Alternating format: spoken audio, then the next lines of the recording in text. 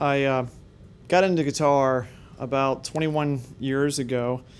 Me and a friend of mine, we thought it'd be just an awesome idea to just to emulate what the people were doing on MTV, you know, play instruments and things like that.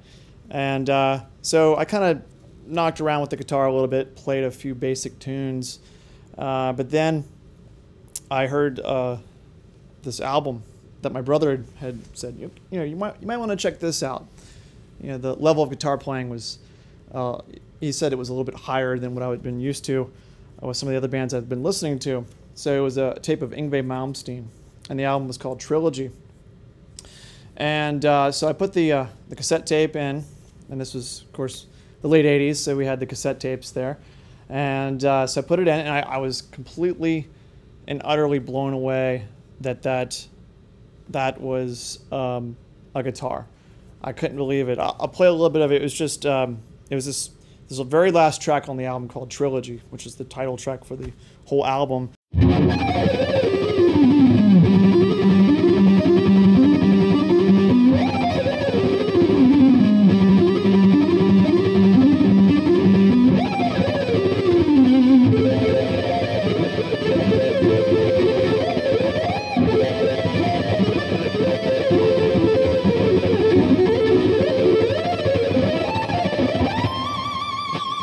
And I was like, wow.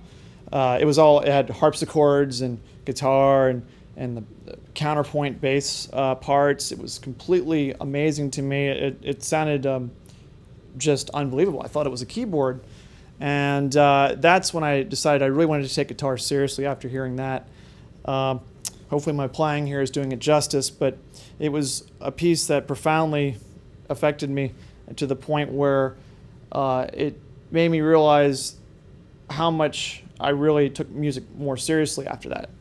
I really wanted to eventually play that piece. But at the time, I was not capable of doing that. So I did what everybody else does and just work on songs from different bands. And then eventually, I got to the point where I could even play just a few notes of it, and I was excited about it. And tackling pieces of that magnitude just improved my guitar playing just massively. And that led to other players, too, that I would listen to of the same genre, which is called the neoclassical genre.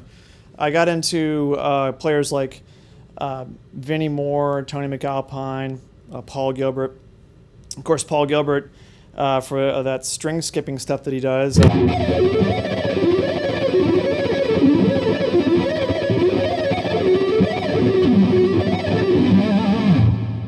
That's a little bit of a Paul Gilbert example.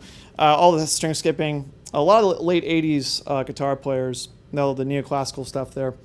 And then, of course, that led me to really get into classical music and study things from Bach and Beethoven. A lot of those particular guitar players were influenced by classical composers. And so I really started getting into that and studying things from Bach and Paganini, Vivaldi, Mozart, play a little bit of that too.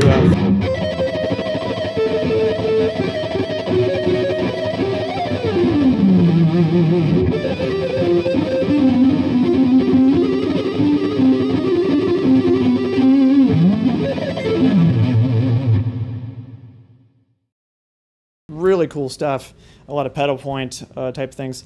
I got heavily immersed in that, and then that just pushing my style even further. And then around that time, when I was really getting into the whole classical thing, my own songwriting started to take shape. And that's when I started to really record.